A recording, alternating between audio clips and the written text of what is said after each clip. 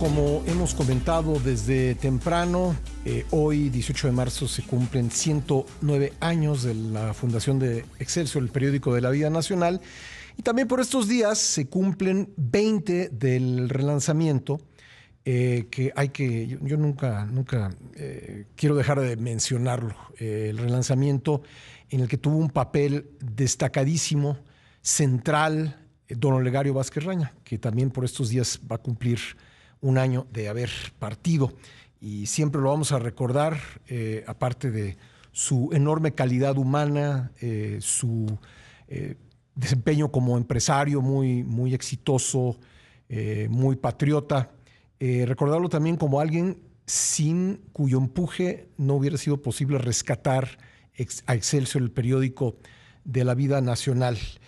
Y a 20 años de ese rescate le puedo comentar, porque fui parte del equipo que llegó para hacerlo posible, pues una de las dificultades que enfrentábamos en aquel tiempo era pues decirle a alguien que a lo mejor estaba escribiendo en otro lado o que tenía otros planes de vida, que se viniera para acá, que se viniera a Excelsior a escribir, porque lamentablemente por distintas circunstancias, sería muy largo decir por qué, pero por distintas circunstancias el periódico Excelsior, una gran institución de este país, estaba en muy malas condiciones. Y como le digo, gracias al esfuerzo que hizo don Olegario Vázquez Raña, Olegario Vázquez Aldir, Ernesto Rivera y tantos otros que participaron en el rescate, pues afortunadamente la situación del periódico hoy es otra. Pero en aquel tiempo confiar en venirse a escribir Excelsior pues no era tan sencillo, y uno de los que confió es Carlos Ornelas, que ya cumple 20 años escribiendo con nosotros. ¿Cómo estás, querido Carlos? Hola, estimado Pascal. Muy bien, muchas gracias. Y veo que además de los 20 años también compartimos eh, Espacio en radio, así es, espacio en querido radio. Carlos. Pues un gusto. La verdad es que no sé qué tanto trabajo te costó tomar la decisión de venirte a escribir Excelsior, pero yo sabía, porque tú y yo lo platicamos en aquel tiempo, que era importante que alguien tan conocedor de la educación como tú tenía que estar en estas páginas. Y a eso Sí, dedicas tu bueno, artículo, 20 años de trajinar, se titula. sí, ¿verdad? Bueno, respondo a tu pregunta. Realmente me puse, cuando yo recibí tu invitación, que fue muy amable y todo, me puse a pensar por alrededor de 5 segundos y decidí que sí, encantado, y me dio mucho gusto que me hayas invitado, porque fuiste tú el canal. Y bueno, ya teníamos conocimiento cuando la estación donde trabajabas antes tenías un programa de noticias, y ahí me entrevistaste varias veces, y eso fue el contacto que establecimos. Y en efecto, y además me tocó la buena fortuna de que la nueva etapa, comenzó el miércoles, que es el día que cae mi artículo. Esta vez va a caer en domingo, el aniversario, pero me tocó en el primer número de la etapa nueva.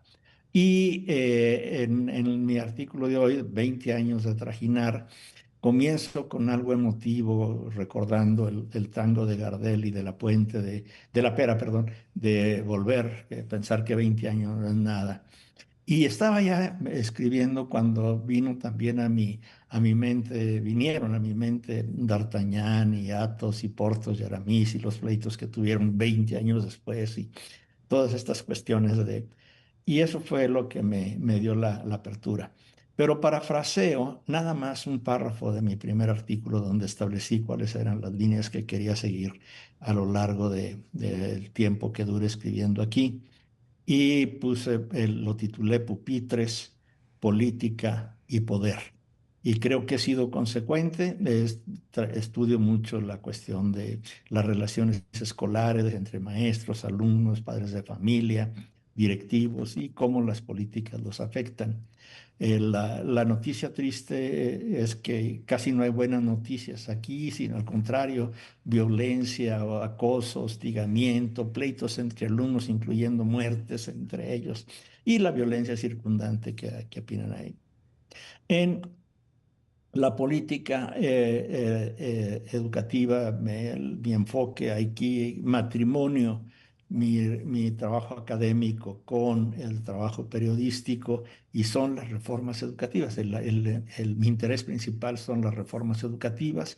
Le he dado seguimiento aquí a la política educativa de Calderón, de Peña Nieto y de López Obrador y ahora de la presidenta Sheinbaum y cómo se construyen, cuáles son los arreglos que se hacen, pero el énfasis principal es en las relaciones de poder, la lucha perenne en el sistema educativo y a veces el poder desde el aula hasta la cúspide. En la cúspide están dos actores preponderantes, la burocracia oficial que cambia a cada rato y las facciones o los liderazgos de las facciones del CENTE que poco a poco se apoderaron de la conducción del sistema educativo, de la educación básica aquí. Y para ello es donde matrimonio combino con mi trabajo académico, incorporo conceptos que estudio en la literatura internacional, como la tecnología del poder, que lo acuñó Michel Foucault, pero yo lo utilizo en una forma un poco más institucionalista,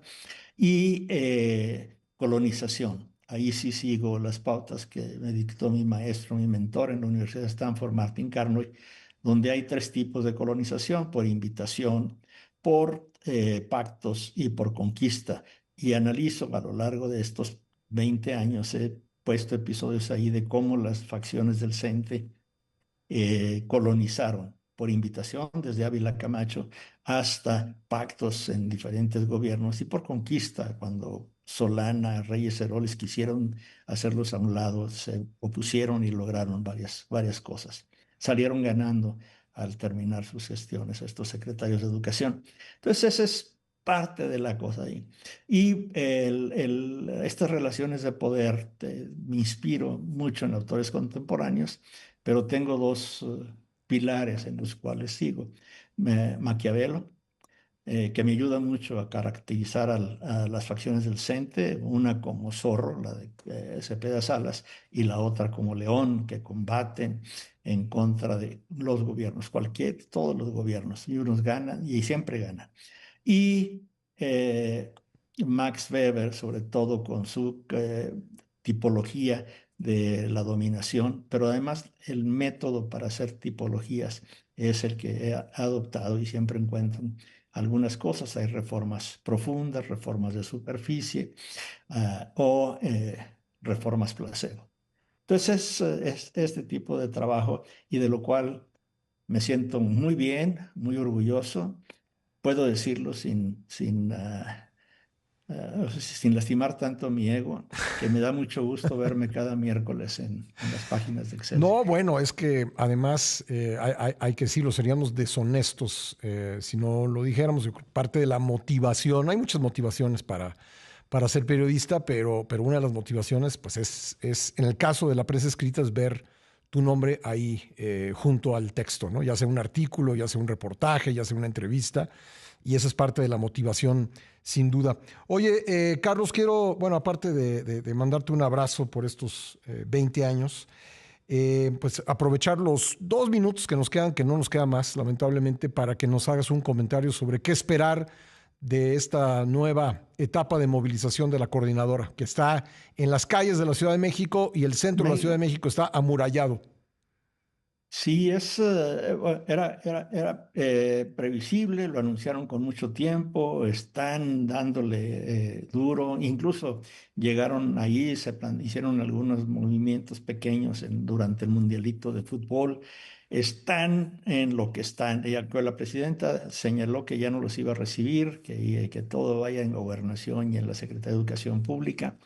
Ellos insisten y su demanda principal es la abrogación de la ley del ISSSTE de 2007 y el 100% de aumento. Ya saben que no lo van a obtener, sin embargo, es parte de la movilización, negociación, movilización.